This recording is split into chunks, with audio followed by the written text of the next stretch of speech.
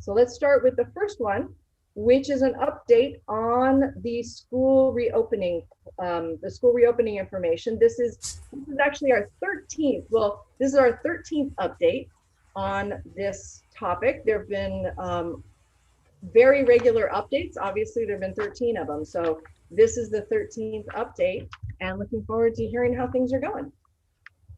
Thank you. And so tonight we have with us in our presentation Judith Berry, Brookside Principal, Matt Tanzerit, White Hill Principal, Maria Lubomirsky, White Hill Assistant Principal, Julia Wolcott, Director of Curriculum and Instruction, Eric Sable, Director of Student Services, and myself. So thank you. And next slide. Alrighty, so what we have here is the great news is as of yesterday, the governor lifted the regional stay-at-home order. We are, though, in Marin County's risk reduction order. So that was effective immediately upon the governor lifting the regional stay-at-home. There is still a California travel advisory, which strongly discourages non-essential travel, including to other states and countries. And any person arriving to California or who does travel outside of California and arrives back to their home county should quarantine for 10 days. Marin is in the purple tier, tier 1, but the daily case rates, great news, do appear to be decreasing, and scientists believe that the winter surge has crested. And so we are looking forward to the vaccine, COVID-19 vaccine. It is a 2-shot vaccine. Educators are in phase 1B. We had the great pleasure of having in these priority levels here, our priority ones were able to receive, had 4 occasions in which they were able to receive the vaccine. Right now, the vaccine for educators is on pause while the county focuses on 75 plus residents, 75 years and older of our residents. And so we're looking forward to when we're able to resume with our priority levels 2, 3, and 4 in Ross Valley. And let's see, just as a reminder that to be placed back into the red tier, because we were in Marin County in the red tier at one time, we must meet the required COVID numbers for 2 consecutive weeks. And that would be a daily case rate for the red tier is between 4 and 7 positive case rates over a 10-day per 100,000 people over a 10-day period, and you have to remain in those areas for a total of 2 weeks before you actually get to move into that tier. So as Dr. Willis says, everyone has been making great sacrifices to bring this surge under control, and it's paying off. And as we move back into the purple tier, it's critical to remember that the virus is still very active in our community. We could easily backslide if we let our guard down. With 7% of Marin residents vaccinated and a very limited weekly supplies, health officials note that the vaccine will play a limited role in preventing any surges soon. For the next 2 months, our everyday behaviors, more than the vaccine, will help flatten the curve. And so continuing to distance, wear our face coverings, and of course, practice hygiene. Any questions around that slide? All right, we'll do this slide and then we'll see if you have any questions. So we do have new COVID-19 and reopening of in-person instruction framework and public health guidance for K-12 schools in California. The blue up at the top where it says new CDPH guidelines is a live link. So anyone looking at our PowerPoint on the board docs would be able to access that link. And this is just a one snapshot. It's a 50-page document. And the good news is it's not really new to us. It is an update to the framework and very much synthesizes a lot of documents into one. And with Marin County having created its 30-point guidelines for schools, the state, it appears, did use Marin counties as a template. And so in terms of the plans that we have to write and make revisions to, we're already very close, we're already there. But in terms of the classroom space, this is just one element of the guidelines that our schools must follow. And so we do need to maximize space between seating and desks, distancing the teacher and other staff desks at least 6 feet away from students and other staff desks, and distance student chairs at least 6 feet away from one another, except where 6 feet of distance is not possible after a good faith effort has been made. Under no circumstances should distance between student chairs be less than 4 feet. If 6 feet is not possible, it's recommended to optimize ventilation. So we have done that in Ross Valley. All of our HVAC systems are set to the maximum capacity for airflow in and out of the rooms. And we have also put air purifiers in each of our classrooms and office spaces.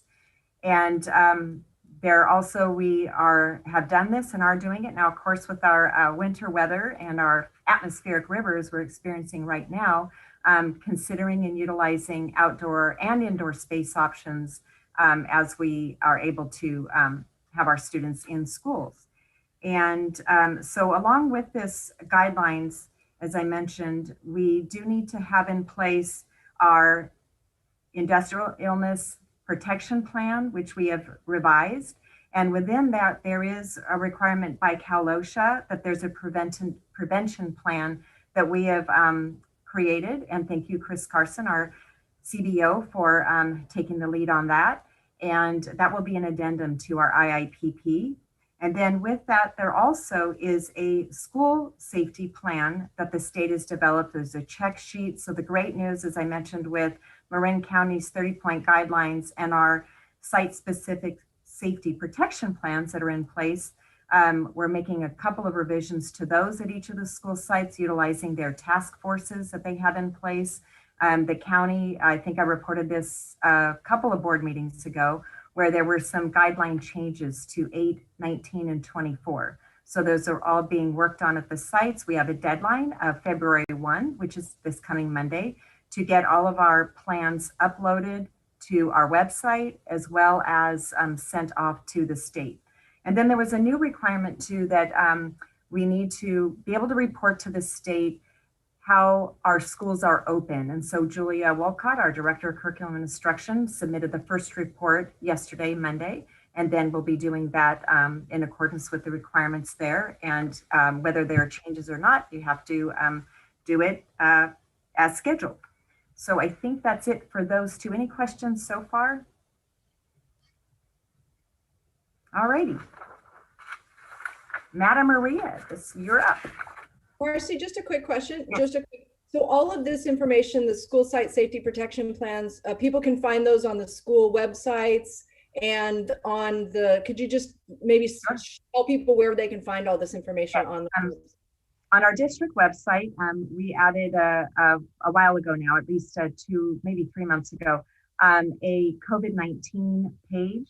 And on that page, there are a number of items listed there. So we have our updates, we have all of our school site protection plans. We also have the tier levels that the state has set forth in their blueprint for a safer economy.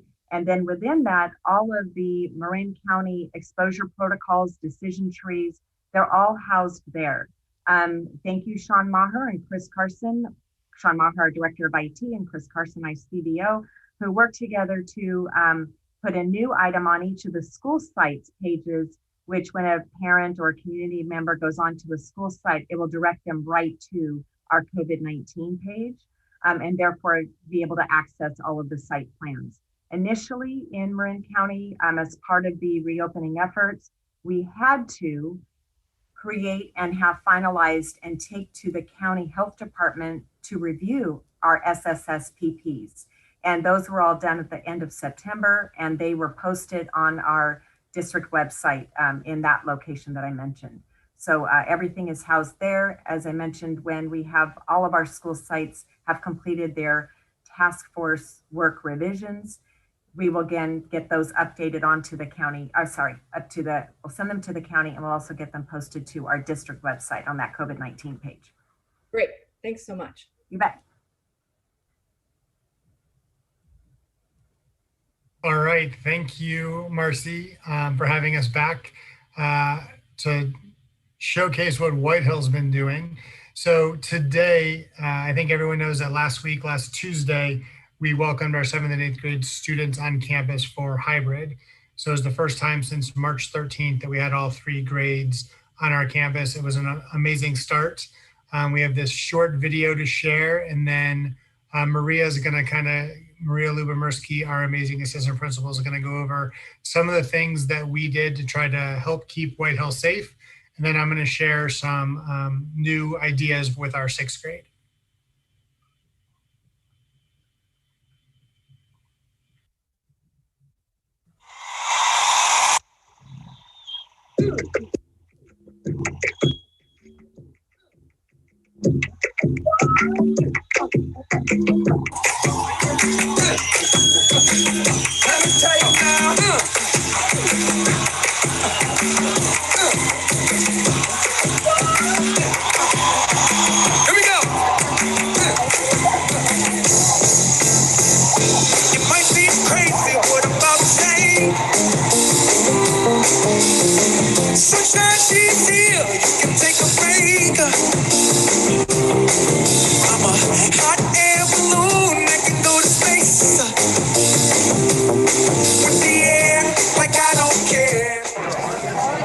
Okay, so what do you like so far about in-person hybrid? That I just get to see my friends that I haven't seen in a while, like in person, and that I get to see some of my teachers that so if I need to ask them questions, it's like easier for me to ask them questions like in person instead of on Zoom, just because if they have like technical difficulties or something like that, it's just easier to do school when you're in person. So what do you like about in-person hybrid? What I like about in-person hybrid is that I get to see people that I haven't seen for a long time, and it's a better learning experience than it was before.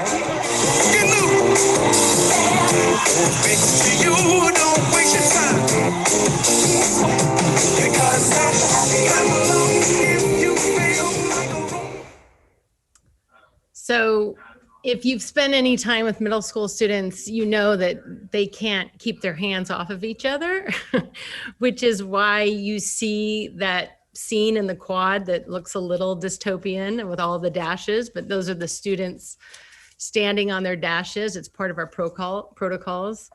Matt and I joke that we're going to keep some of these because it's actually incredibly orderly. But anyway, what you see there is where the students stand in the morning in between classes. When they arrive at school, we have hand washing stations. They wash their hands, stand on their dash. Then we have these bells that we dismiss students by half. We have a bell that's kind of a chime that dismisses the kids with last names A to M. And then another bell we call the airplane seatbelt bell. It's just a kind of a one ding that excuses N to Z. And what that does is allow the movement through the school. We have kind of a one way. We ask them to always enter from the outside and go up certain stairs and down certain stairs. And they're doing that at half the number and really quarter number because we're there half time by dismissing them in the two waves. And that's going into class and coming out. So it's actually worked really well. That you saw the video there was last week, and it's so far so good. We have, rules around the bathrooms and of course, everyone's wearing the masks. They can take off for a quick snack and put them back on, but only outside. So just like you heard the kids in the video, it's been pretty positive. And we had a little debrief with the departments yesterday, and the teachers, I'd say the most common feedback was it's just so great to see the kids, see them in face-to-face, see them in person, because they can engage, and they can engage the kids when they're not being engaged, because it's really hard to reach through a computer screen for that. And it's just, everything's just easier, and they just really like it. So we're excited about this, and we're excited about continuing it and building on it.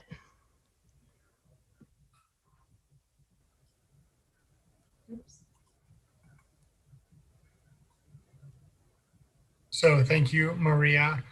This is just, I think we've seen this phased return from White Hill from us for a while now. And now we're like starting the 5th phase maybe.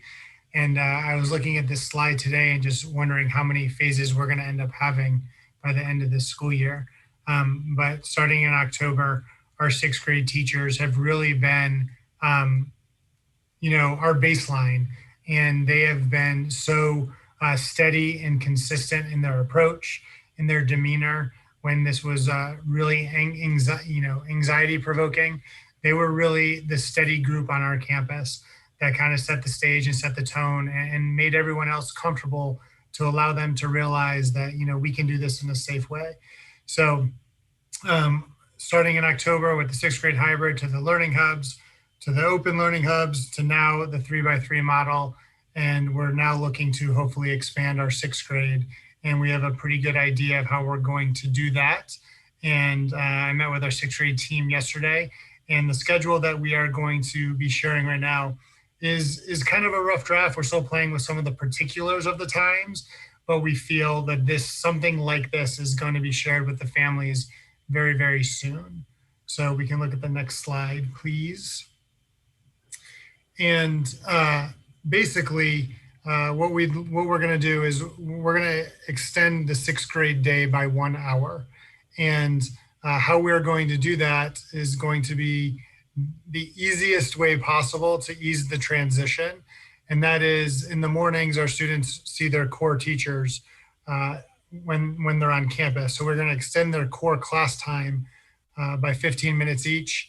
And then one of the things that we've really missed out on in 6th grade is the advisory time since they've returned to on campus. And that advisory time we utilize at Whitehill for a variety of ways. One is that's where we really set the foundation for community building and our social emotional learning work. So usually in a traditional school year, at least one day a week, we would be doing community circles and SEL work. So when we went back to in-person, we kind of lost some of that. So we're looking forward to bringing that back, at least 30 minutes a day.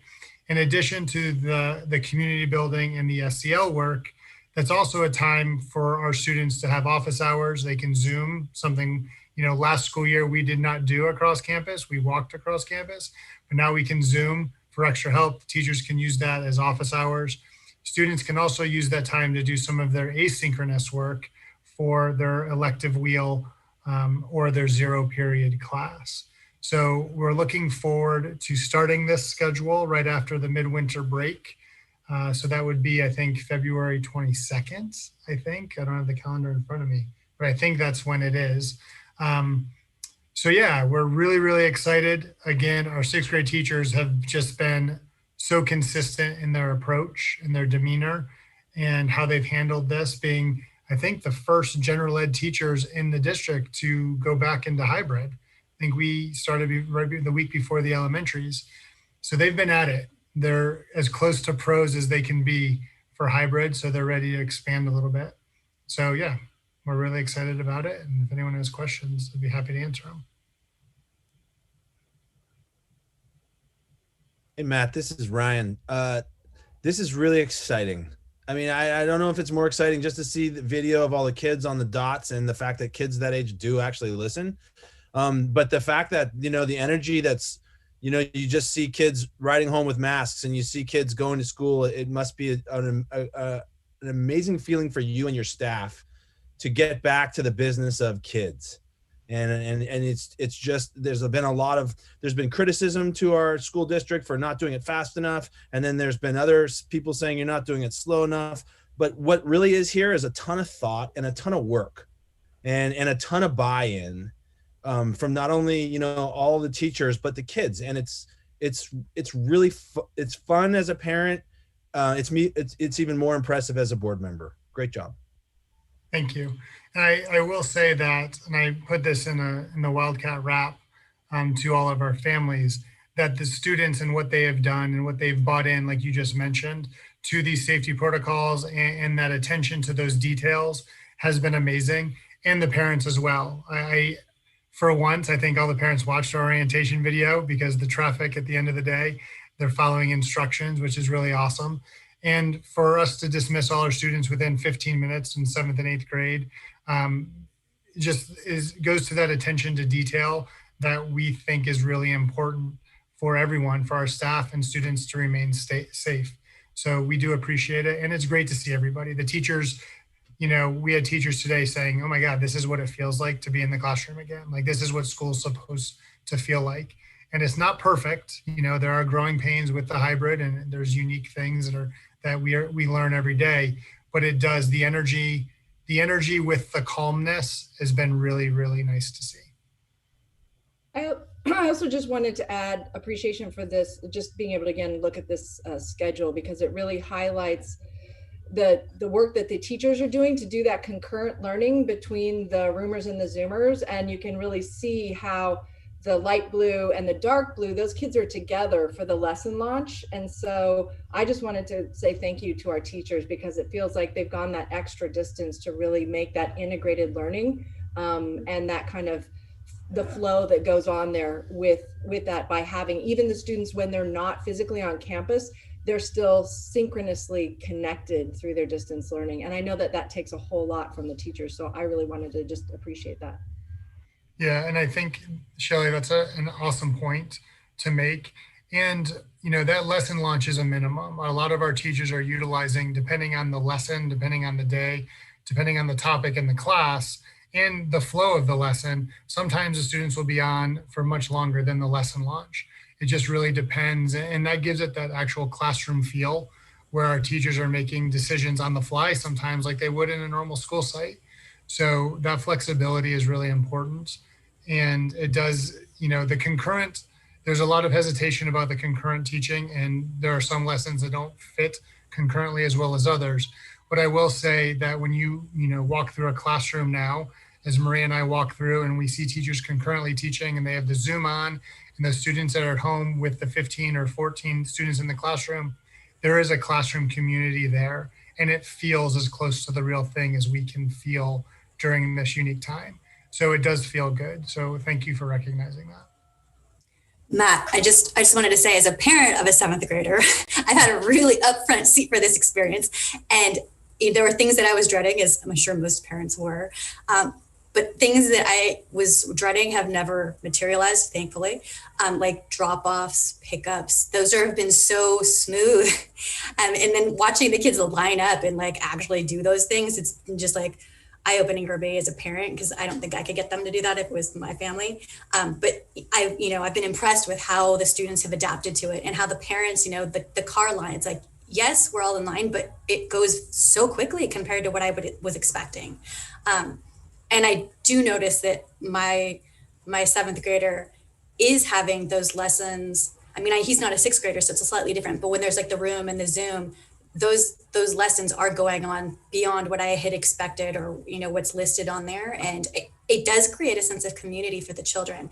And I'm noticing that he'll be laughing at something that someone in the classroom is doing that he saw on Zoom, or vice versa, and so I'll hear about that. And I think it's been an unexpected benefit of having that connection between the classroom and the home still exist. And I'm so thankful that the kids and the teachers are able to foster that despite the distance over the time. So thank you. Yeah, thank you. And I think it's also interesting, there's a lot of times when you hear people that teach at middle school or work at middle school or have middle school age students, they say, oh, well, that's just how middle school students are. And Maria and I always joke about that. And we always say, that's how we allow them to be, and we want them to be. I'm not trying to control anyone, but right now we do need some control.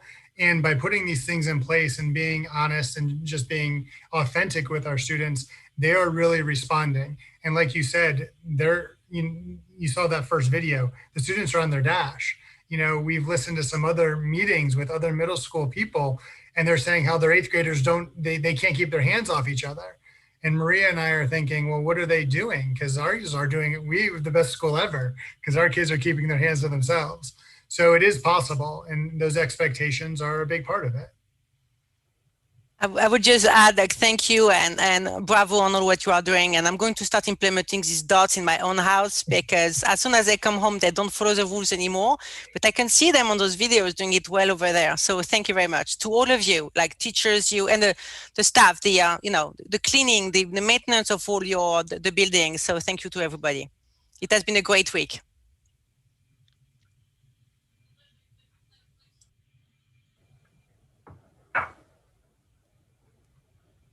All righty, and now to elementary, or TK through 5th grades, is we've been reporting few meetings about looking at an expanded hybrid model. So expanding our instructional day into the afternoon. So for a while, we had one big stumbling block, and that was looking at the length of time that we could have the kids on campus at elementary without needing to institute or implement a lunch period. And one of the big stumbling blocks when we were looking at that was in looking at our classified openings for noontime supervision and ensuring that we would have enough supervision for the students so that our teachers could have their lunch break.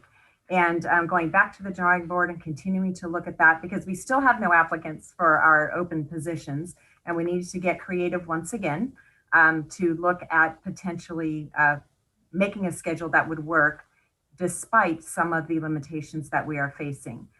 So looking at a draft schedule, and we have found, and just to piggyback on what was said about White Hill, it is absolutely awesome and true when we talk about when we were looking at and worried about going into in-person, would we have to make adjustments to our operations? And that had to do with possibly cleaning schedules, any situations we might need to make adjustments to around face coverings and provide extra training and reminders. And it hasn't happened. The cooperation we have had from all of our students and families to be really mindful about not sending their children to school ill, and making sure that they're available to pick up if they are. Our elementary students too are doing a fantastic job following the distancing and the facial coverings and having the systems in place for hand washing. And of course, with all of the support, we wouldn't be able to do this if it weren't for the support of all of our teachers and our classified employees, every single person on the campuses who help to ensure that our in-person models are working. And so we're not really needing to make, we fixed that one, operations adjustments. There's really not much we have needed to do at all, just because of our work that we did in the summer, planning and thinking about every element of what we would do throughout the school year, no matter any of our 5 phases of our phased return. And the good news is the county is moving in the right direction in terms of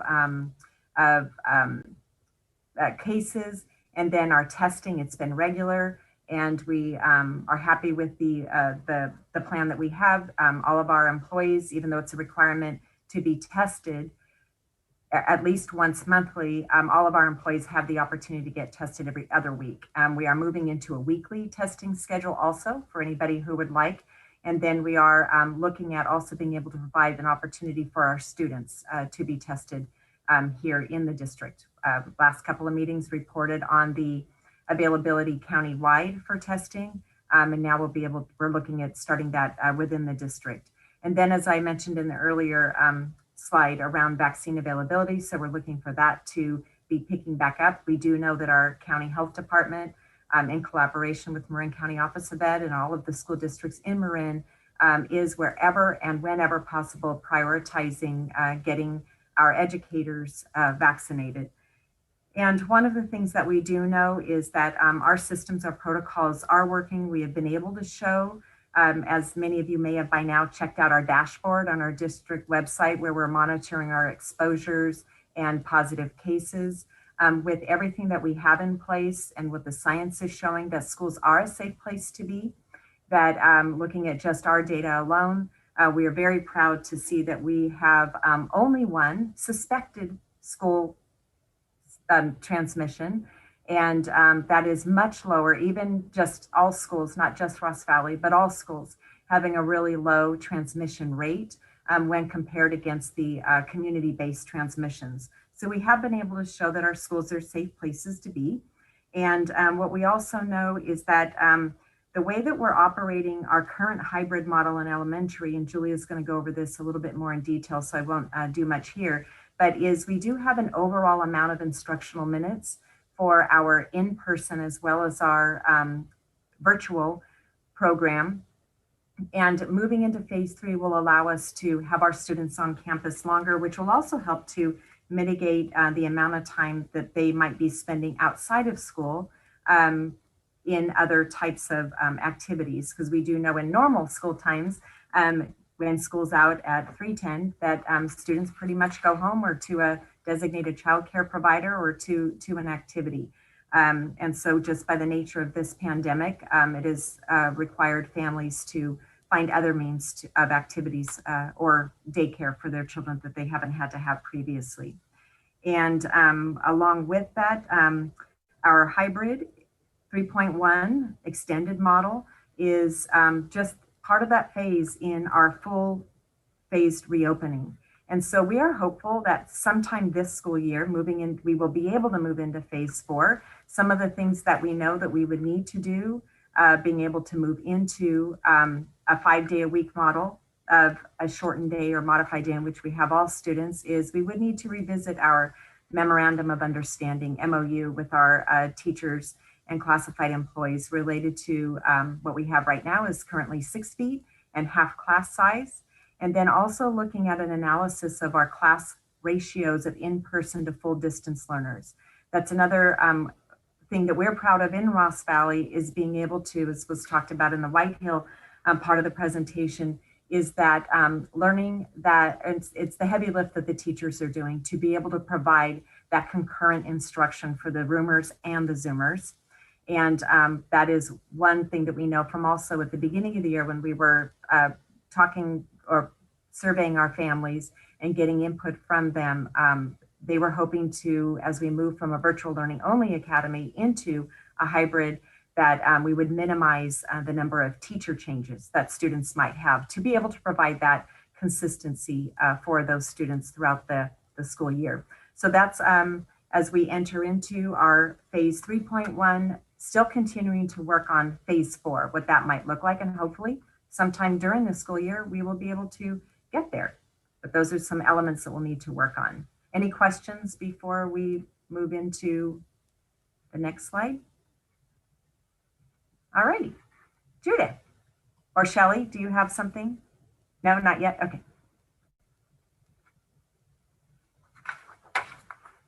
So I want to echo everyone's appreciation for the team effort that it's taken to do what we've been doing so far and what we will continue to do. And that starts with the leadership team, our certificated and classified staff who are doing a lot of heavy lifting on campus. And then of course, our families from home with all that they're doing to help make this happen. And then our students. I'm amazed as an elementary school principal about what I see every day in all of us putting this forth.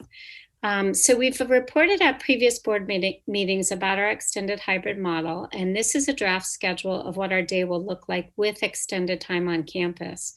We're in discussion with our teacher leadership teams about the details of the schedule around what kind of extension makes the most sense. This includes the length of the breaks, the length of the day, restructuring our AMP classes, the timing of these classes, as well as how we're providing targeted support to virtual learners that are most in need. And that would be including our cohort C students. It's important to keep in mind that we have an updated county guideline, number 24, and there are some changes to it, but it's an important part of everything we're doing, and that is that all staff and students are required to wear face coverings while they're in the classroom and on campus, unless there's a medical or behavioral contradiction or exemption. And our students are doing a great job with this from grades TK through 2nd. They're supported, they're taught how to wear them properly, and specific outdoor and appropriately distanced activities are scheduled for students at all grade levels so that they can have breaks where they can remove their face coverings for brief periods of time. I'm going to hand it over to Julia for the next slide. Awesome, thank you, Judith. So the next few slides are here just to talk a little bit more of the complexities of our district during this time.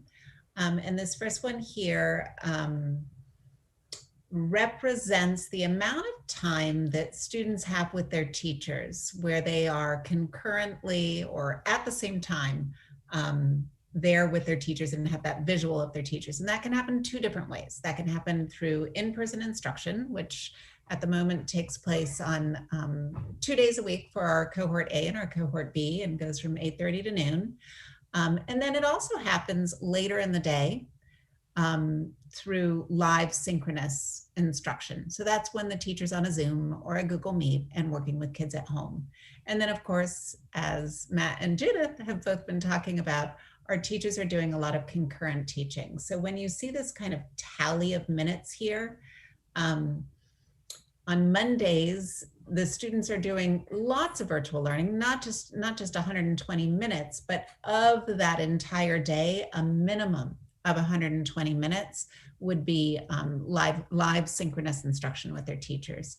And then on in-person days, they've got about 2 days a week would add to a total of 420 minutes for the 2 days combined.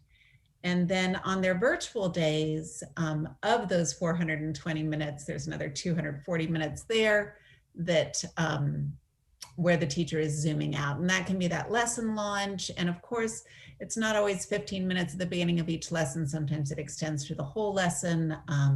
Sometimes it might be a little bit shorter. It really depends on the content of the day, on what's appropriate for the kids. But basically right now we're at about a little over 13 hours a week minimum of live instruction for our students. And then as we talk about extending the day, we would be adding something like, we're not sure yet, an hour to each of those in-person days, bringing us up to about 15 hours. Any questions on instructional minutes? And then I should say that we actually have far more instructional minutes if you add all of our asynchronous minutes. So all of that independent time that students are spending on schoolwork, or their teachers have introduced a lesson and then asked the students, for example, to go and write or to go and work on some mathematics.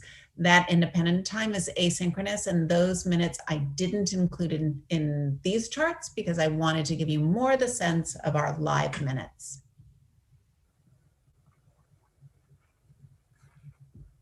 Hi, Julia. I have a quick question. Yep. So this is great. I like seeing the more in-person minutes. I think for the TK through 5, it's so important to be in front with a teacher. It's such a different learning experience, and I love seeing the higher number of minutes. So it looks like you had to get creative. So where is this extra time coming from? I'm curious. Which extra time specifically? You mean for the extended model, or? Yeah, for the extended model.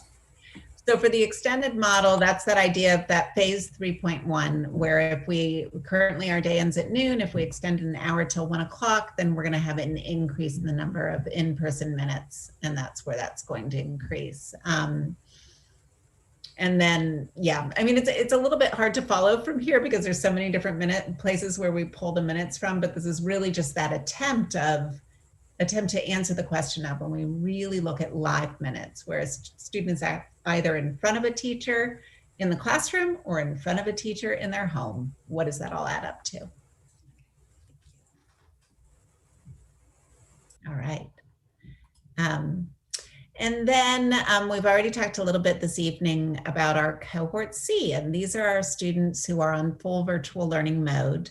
And so we took a look at our enrollment and took a look at exactly how many students in every classroom in the district is on full virtual learning mode. And these are our percentages from site to site. And you can see a pretty big range here in percentages. Overall across the district, we're at 29%. So more than a quarter, less than a third of our students are on full virtual learning, in full virtual learning mode. And then you can see that, for example, Manor has a much higher percentage, but there's a little more information that's important to understand here. So if we kind of go back in time and think about when we were working really hard to launch our hybrid instruction, and we were having some issues around staffing and trying to figure out how to move things forward, what allowed us to move forward was having some of our teachers who weren't going to be returning to the classroom during this time go on to full virtual learning. And when that happened, we also had families who made a decision that they would prefer to stay with their child's teacher, who the child had gotten to know through all of our distance learning that had been happening over the course of the year, rather than move to another classroom or even more likely have a new teacher that is strict and a little bit hard to find, frankly, right now during this time. And so those decisions were made. So that's a part of why you see such different percentages across the district. And then Brookside does have one teacher on full virtual learning, and the same for Wade Thomas. And then this chart gives you even more information. And it breaks down by numbers, each of the grade levels and each of the sites. And so where you see these really big numbers, Manor has a virtual learning teacher at first grade, at third grade, and at fifth grade. Wade Thomas has a fourth grade, and Brookside has a fifth grade. And then if we add by grade level, all of our virtual learners, and then we think about class size, and we do a little math, we determine how many teachers we would need to have in full virtual learning mode in order to serve all of our virtual learners. And this is where it just gets really complex and hard. We've got 5, we'd need another 6, or actually another 7, sorry, which is not something that we can afford. And then if you look at how the numbers are scattered around, so for example, at the third grade level, you can have this virtual learning teacher here at Manor, but when you add these together, that makes that second virtual learning class. And then you would have to ask yourself, well, do we make this teacher a full virtual learning teacher and then move all of these kids over here and move all of these kids over here to another site and away from their teacher during a really difficult year? That makes that tricky as well. So that is just to give you a little bit of a better sense of where we are with our cohort C, and just reminding us, you know, as Marcy said, we've done, I think, a really beautiful job of supporting our virtual learners, and our teachers have done an amazing job of supporting both Roomers and Zoomers at the same time. All right, Eric. All right, I really appreciate all the hard work that our colleagues have put into not only the information in this presentation, but of course, all the efforts from the start of this school year. And we can extend that back to mid-March of 2020, when we had to close our doors due to the onset of the pandemic. One thing that has been a part of the conversation across the county, the state, the country, if not around the world, since the pandemic began and schools closed last spring, is what model to choose. You know, what's the best way to do it? And I just read this week, maybe over the weekend in the New York Times, an article called 13,000 School Districts in the United States, 13,000 Ways to Address the Pandemic. And while that might not be entirely accurate, I think what it points to is the fact that school districts, based on the dynamics of their community, of their schools, of their staff, of their students, of their composition, urban, suburban, rural, etc., everyone is unique and different. And even in a small county like Marin that has over 17 or 18 different school districts, some large, some very small. We're all different, and we all continue to learn from each other and lean on each other and work with each other to do what we're here to do, which is serve our students, sharing ideas, sharing resources as best we can, trying to work through issues and challenges. In my role, overseeing special education, for example, I'm in contact with directors multiple times every week.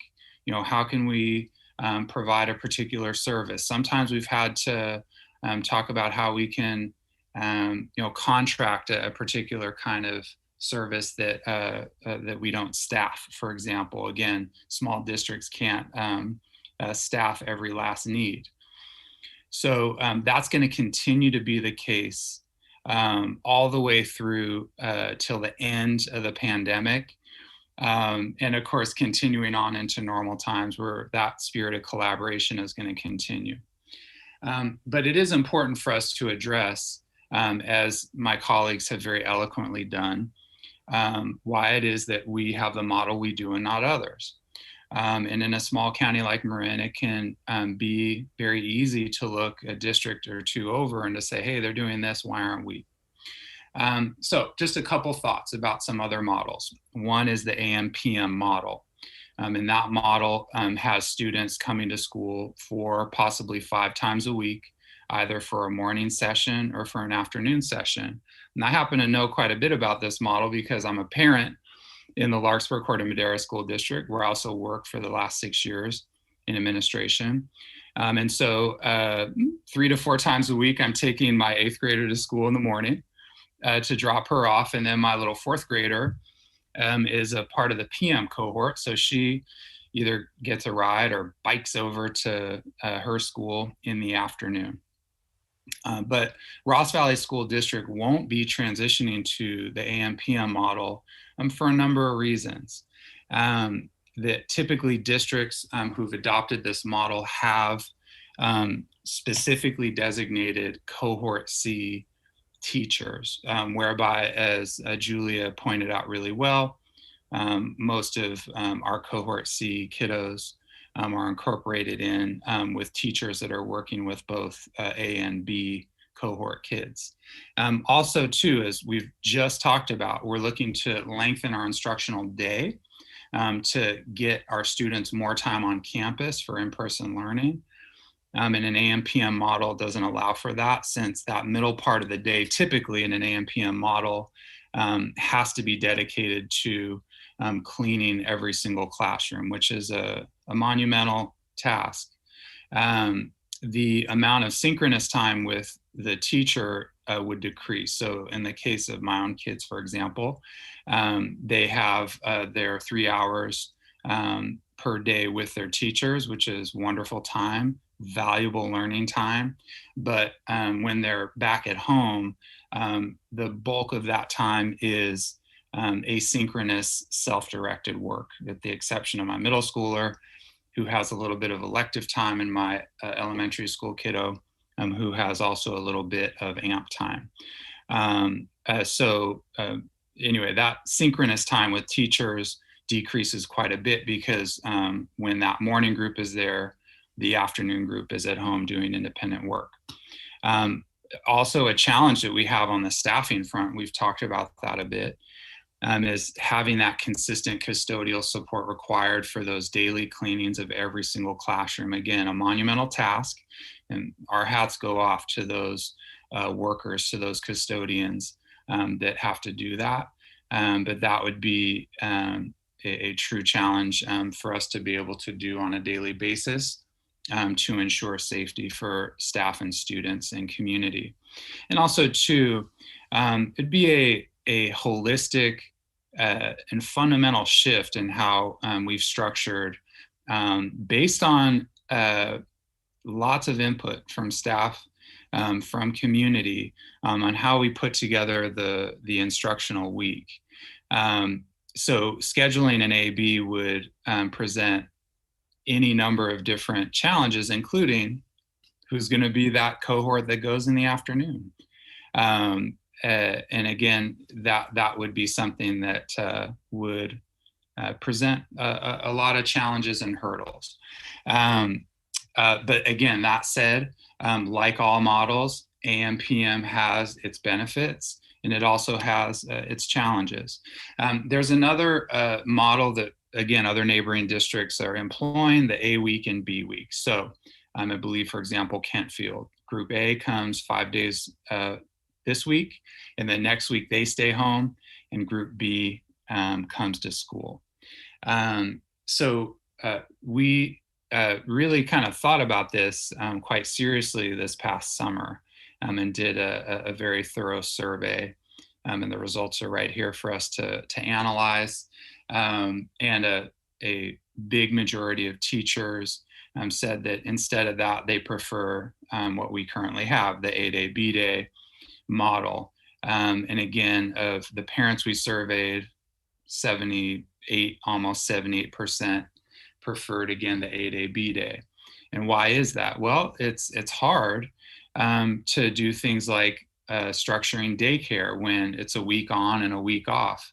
Daycare providers don't necessarily have all the flexibility in the world. And so that was a consideration for why people so strongly preferred A, B. And so again, the hard and patient work of assessing the interests and needs of our staff and community gave rise to this AB model. And we're really proud to be able to build upon it and continue to progress and move and grow. And one last thing too that's important to understand as we maybe are having some conversations out in the community comparing Ross Valley schools with other districts out there.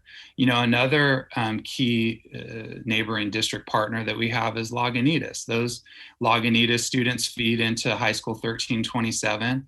When I worked there for 6.5 years, I've had the pleasure and privilege to work with our Ross Valley kiddos, the Lagunitas kids.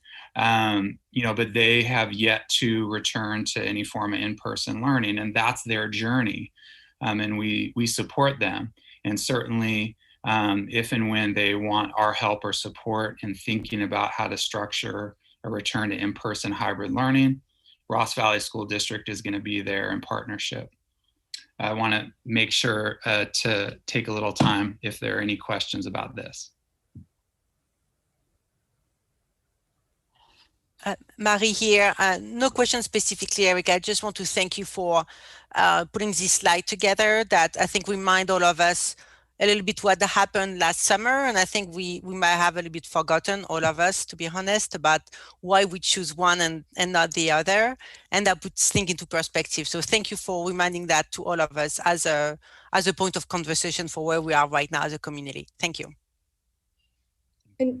And Eric, I just wanted to just quick clarification. So the AMP model, AMPM model, the way you've described it, that's like a flip-flop model where the teacher basically is teaching the same subject twice in a day. So they might teach a math lesson in the morning, and then they repeat that math lesson in the afternoon. And that's why that teacher's not available for the synchronous time for the other students, because they're teaching the same subject. So is that what it's like? That's what's going on with that model? That's exactly right. So for example, at my former school, Hall Middle, the teachers there will have 3 periods in the morning that they teach to that group, the AM group. Those kids go home. There's the midday break, and then the PM children come. They've been doing asynchronous independent work during the morning, and now the teachers repeat those lessons from the morning. And so again, that's the particular structure of how they've done it. Again, their work has been really impressive, and my hat goes off to them, as it does to every educator that's having to manage and navigate and do their jobs in the midst of these challenges. So they're repeating the morning lesson when those kids come in the afternoon. And so that makes sense to me now, that second bullet point about the instructional day lengthening, because you have to give equitable time to both cohorts. So you couldn't lengthen one cohort during the day and shorten the other cohort. So that makes sense why the switching or lengthening the instructional day with an AM PM now doesn't quite work, because you're giving equitable time between the AM and the PM, whereas we're doing it equitable time between the day, Monday and Wednesday, kind of. That's how the cohorts are getting the same instructional minutes. So that's helpful to understand that flipping. Thank you.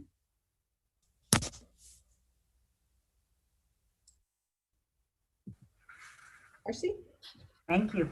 All right, and just to wrap up, as we are here still in the middle of the 2021 school year, just as we do for every other school year, as we start planning for the following.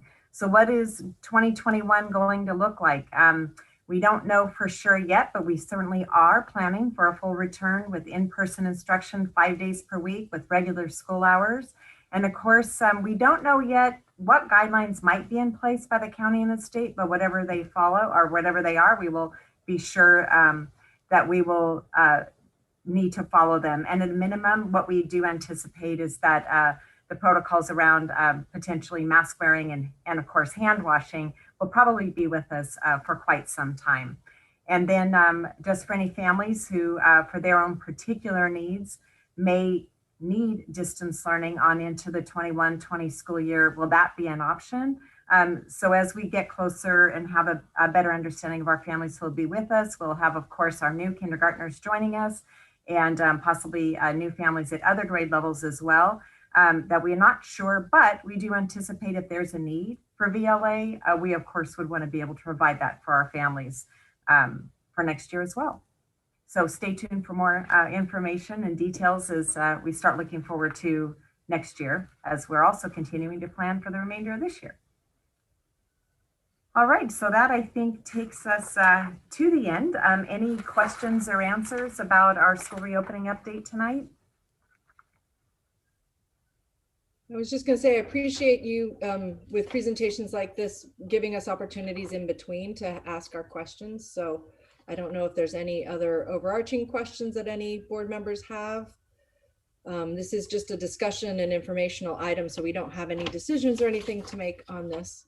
And we can keep going. And again, I know this is the 13th one, and I know you all staff people might, but it is very helpful to have some refresher, Marie, as you mentioned, to remind us kind of where we've come from and where we're headed. So I really appreciate you all taking the time to continue to do the updates and periodically also do a little retrospective. I know we don't do that every single time, but they are recorded and they are on the website. So if anybody wanted to go back to prior presentations, I know we have some of those uploaded on the website, and that we will continue to do regular updates. So thank you.